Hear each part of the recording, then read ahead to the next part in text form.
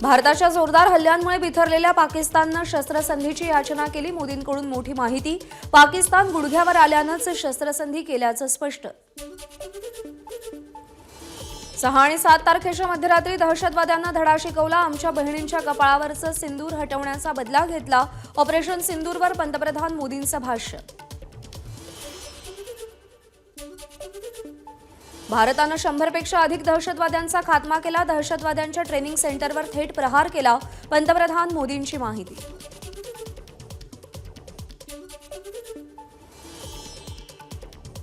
भारताच्या शत्रूंनी जराही चूक केली तर भारत त्याच क्षणी त्यांना जोरदार प्रत्युत्तर देईल।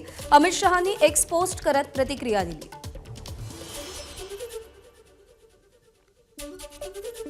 पंतप्रधान मोदींनी जगासमोर भारताचं दहशतवादाबाबतचं धोरण मांडलं। मोदींचं भाषण हे भारताच्या भावनेचं प्रतीक। संरक्षण मंत्री राजनाथ सिंग यांचं वक्तव्य।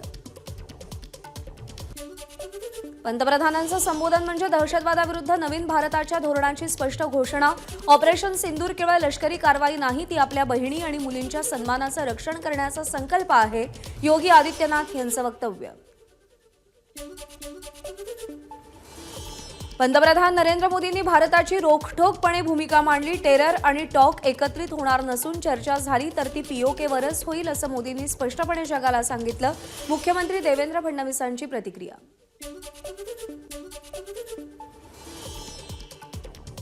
पंतप्रधान धाडसानं पहलगाम आणि पाकिस्ताननं केलेल्या अनेक कुरापतींचा बदला घेतात। भारतीय सेनेनं पाकिस्तानचे एअर बेसेस आणि डिफेन्स सिस्टीमला नेस्तनाबूत करण्याचं काम केलं। त्यांना सॅल्यूट। खासदार प्रफुल्ल पटेल यांची प्रतिक्रिया। पंतप्रधानांनी ऑपरेशन सिंदूरबाबत माहिती दिली, परंतु ट्रम्प यांनी केलेल्या व्यापार आणि शस्त्रसंधीबाबत केलेल्या वक्तव्यावर काहीच प्रतिक्रिया दिली नाही। आमची मागणी आहे, विशेष अधिवेशन बोलवा म्हणजे संपूर्ण देशाला याबद्दल माहिती मिळेल। पवन खेरांची प्रतिक्रिया। आमचा लढा अतिरेक्यांशी होता, पाक लष्कराशी नाही। मात्र पाक लष्करानं अतिरेक्यांची मदत केली, त्यामुळे झालेल्या नुकसानाला पाकिस्तानच जबाबदार। सैन्य दलांकडून भूमिका स्पष्ट। भारताच्या हवाई संरक्षण प्रणालीची उत्तम कामगिरी। आकाश या भारतीय प्रणालीनं पाकिस्तानचे मिसाईल पाडले। वायुदलाची माहिती। पाकिस्ताननं तुर्की बनावटीचे ड्रोन वापरले तर पाकिस्तानचे सगळे ड्रोन भारतानं परतवून लावले। भारतीय वायुदलाची माहिती। पाकिस्तान काल्पनिक कहाण्या बनवतोय, खोटी माहिती देणं ही पाकिस्तानची जुनी सवय। भारतीय सैन्य दलांची माहिती। गरज पडलीच तर पुढील मिशनसाठी वायुदल सज्ज। भारताचे सर्व वायुदल तळ यंत्रणा कार्यान्वित। भारतीय वायुदलाची माहिती।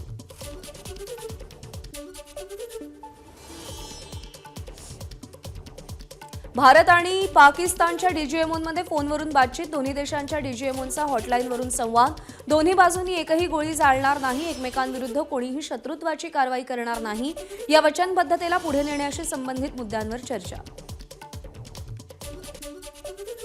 भारत आणि पाकिस्तानमधील सद्यस्थितीवर अमेरिकेची ब्रिटनशी चर्चा। लष्करी कारवाई रोखण्याबाबत दोन्ही देशांमधील एकमत कायम ठेवण्याची चर्चा झाल्याची माहिती। पाकिस्तानला सहकार्य करणाऱ्या तुर्कस्तान देशाबाबत सरकारनं निर्णय घ्यावा। तुर्कीच्या पर्यटनावर बंदीचा निर्णय घ्यावा। पर्यटन समितीचे अध्यक्ष दत्ता भालेराव यांची मागणी। जम्मू विभागातील दोडा, किश्तवाड़, रियासी आणि रामबन जिल्ह्यातील सर्व सरकारी आणि खासगी शाळा आजपासून सुरू होणार, तर कठुआ, जम्मू, राजौरी, पूंछ, सांबा आणि उधमपूर जिल्ह्यातील सर्व शाळा बंद राहतील। फिरोजपूरमधील सर्व शाळा पुढच्या 48 तासांसाठी बंद राहणार। शांत रहा आणि जिल्हा प्रशासनाकडून येणाऱ्या संदेशांकडे लक्ष ठेवा, प्रशासनाचे निर्देश। पाकिस्तानचं समर्थन करणाऱ्या तुर्की आणि अझरबैजान राष्ट्राच्या पर्यटनावर बंदी। नागपूरच्या ट्रॅव्हल एजंट असोसिएशन ऑफ इंडियाचा निर्णय। ऑपरेशन सिंदूरच्या यशाचा आनंद साजरा करण्यासाठी भाजप तिरंगा यात्रा काढणार। सूत्रांची माहिती। आजपासून 23 मे पर्यंत देशभरात तिरंगा यात्रा काढली जाणार। यामध्ये भाजपचे वरिष्ठ नेते सहभागी होणार। जम्मू काश्मीरमधील श्रीनगर आंतरराष्ट्रीय विमानतळावरून 14 मे पासून हज विमानसेवा पुन्हा सुरू होणार। इंडिगोनं जम्मू, श्रीनगर, लेह, चंदीगड आणि राजकोट येथील आजची सगळी उड्डाणं रद्द केली आहेत। प्रवाशांच्या सुरक्षिततेचा विचार करून हा निर्णय घेण्यात आलाय। सरन्यायाधीश पदासाठी सुमारे 6 महिने काम केल्यानंतर सरन्यायाधीश संजीव खन्ना आज निवृत्त होणार. खासदार अजित गोपछडेंनी सचिन वंजेंच्या कुटुंबियांची भेट घेतली. यावेळी मुख्यमंत्री फडणवीसांनी वंजे कुटुंबियांशी संवाद साधला. नांदेडच्या तमलूर गावचे वीर सुपुत्र शहीद जवान सचिन वंजे यांचं जम्मू काश्मीरमध्ये सीमेवर रक्षण करताना त्यांना वीरमरण आलंय. राष्ट्रवादी एकत्र येण्याच्या चर्चांनंतर काका आणि पुतणे एकत्र मंचावर. सहकार क्षेत्राच्या मंचावर शरद पवार आणि अजित पवारांमध्ये मनमोकळा संवाद. दोघांच्या संवादाकडे सगळ्यांचं लक्ष. सहकारात चुकीची कामं करून सत्तेत सहभागी होणाऱ्यांना सुतासारखं सरळ केलं पाहिजे, उपमुख्यमंत्री अजित पवारांचं वक्तव्य. 50% साखर कारखान्यांचं खासगीकरण, कमिशन अपॉइंट करा आणि सहकार संस्थांचा अभ्यास करा, शरद पवारांची मुख्यमंत्री फडणवीसांना विनंती. संजय राऊत जरी सकारात्मक असले तरी युतीबाबत अद्याप कोणतीही चर्चा झाली नाही. मनसे नेते संदीप देशपांडेंची प्रतिक्रिया. तर युतीबाबत ठरवण्याचा संपूर्ण अधिकार राज ठाकरेंकडे असल्याचंही स्पष्ट केलं. कळवा मुंब्र्यात शरद पवारांच्या राष्ट्रवादीला धक्का. जितेंद्र आव्हाडांच्या जवळचे 7 ते 8 नगरसेवक शिंदेंच्या शिवसेनेत प्रवेशकर्ते झाले. रामायणापासून महाभारतापर्यंत षडयंत्र करणारा शकुनी मामा कधीही जिंकला नाही, मग फलटणचा शकुनी सुद्धा जिंकणार नाही. जयकुमार गोरेंची रामराजे नाईक निंबाळकरांवर टीका. महाराष्ट्र युवक काँग्रेसचे प्रदेशाध्यक्ष कृणाल राऊत यांच्या विरोधात नागपूर पोलिसात तक्रार. पैसे थकवल्यानं नागपूर पोलीस आयुक्तांकडे तक्रार. आमदार अमल महाडिक आणि आमदार सतेज पाटील यांचं पालकमंत्री प्रकाश आंबेडकरांना निवेदन. कोल्हापूर विमानतळाच्या उजळाईवाडी ते तामगाव रस्ता बंद केल्यानं पर्यायी रस्ता तातडीनं सुरू करण्याची मागणी केली. अमल महाडिक आणि सतेज पाटील एकत्र आल्यानं चर्चेला उधाण.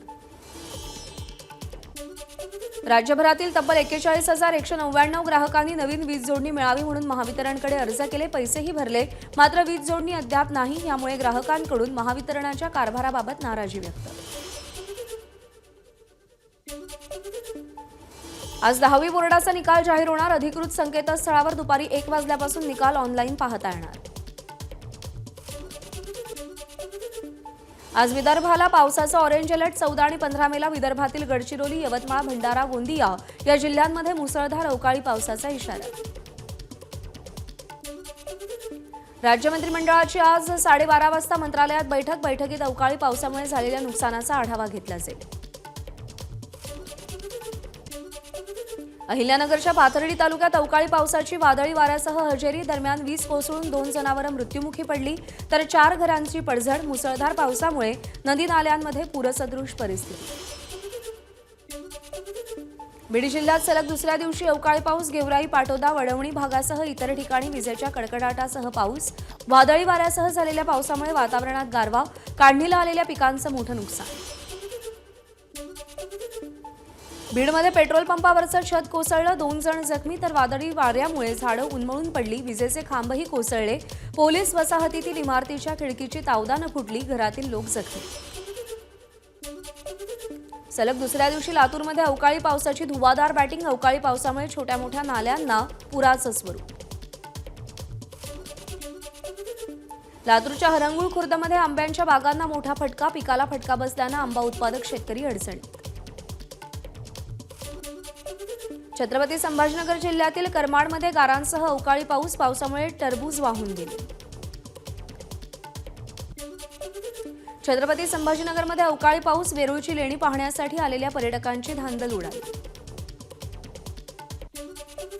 जालन्याच्या भोकरदन तालुक्यात अवकाळी पावसाचा जोर. राजूर, बिलोरा, लिंगेवाडी, वालसा गावामध्ये वादळी वाऱ्यासह जोरदार पाऊस.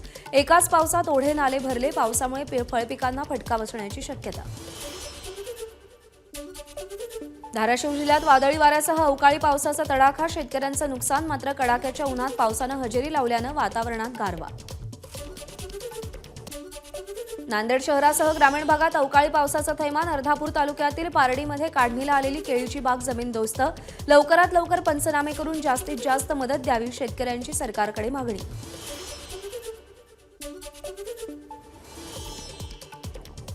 सलग 5व्या दिवशी नाशिककरांना अवकाळी पावसानं झोडपलं. शहरात वादळी वाऱ्यासह जोरदार पाऊस. अचानक आलेल्या पावसामुळे नागरिकांची तारांबळ. नाशिक शहरासह त्र्यंबकेश्वरमध्ये अवकाळी पाऊस. काल दिवसभरात नाशिक शहरात 21 मिलीमीटर पावसाची नोंद. त्र्यंबकेश्वराच्या रस्त्यांना नदीचं स्वरूप. नंदुरबार जिल्ह्यात पुन्हा अवकाळी पाऊस. 5 दिवसांपासून अवकाळी पावसाची हजेरी. तर अवकाळीमुळे नागरिकांची तारांबळ. सातारा जिल्ह्यातील अनेक भागांमध्ये अवकाळी पाऊस. पाटण तालुक्यातील ढेबेवाडी परिसराला जोरदार पावसानं झोडपलं. अनेक ठिकाणी पाणी साचलं तर झाडंही उन्मळून पडली. सिंधुदुर्गच्या सावंतवाडी तालुक्यात अवकाळी पाऊस. बांदा, इन्सुली, आकेरी परिसरात अवकाळीचा तडाखा. उकाड्यानं त्रस्त झालेल्या नागरिकांना दिलासा.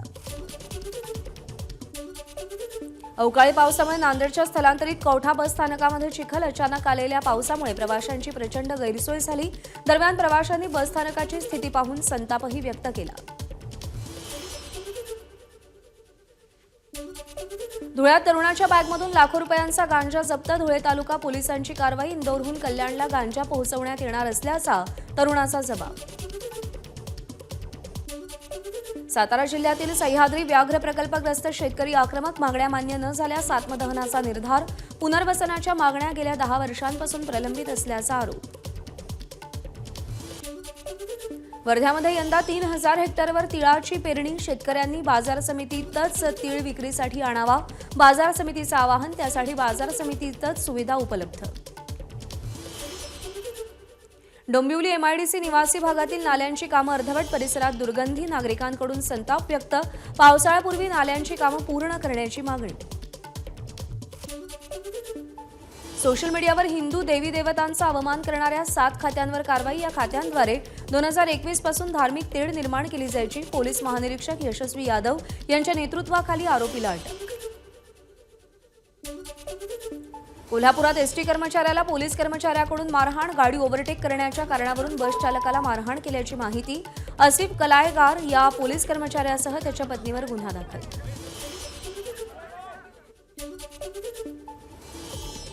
मुंबई अहमदाबाद राष्ट्रीय महामार्गावर कंटेनरचा भीषण अपघात. नियंत्रण सुटल्यानं कंटेनर चालकाकडून 4 चाकी वाहनाला धडक. एकाच कुटुंबातील 6 जण जखमी तर एकाचा जागीच मृत्यू.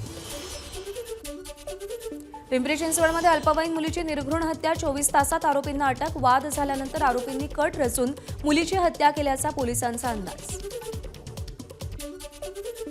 सांगलीतील सह्याद्री नगर परिसरात अट्टल गुन्हेगाराची हत्या. 8 ते 10 जणांच्या टोळक्यानं हत्या केल्याची माहिती. मुबारक शाह असं हत्या झालेल्या तरुणाचं नाव.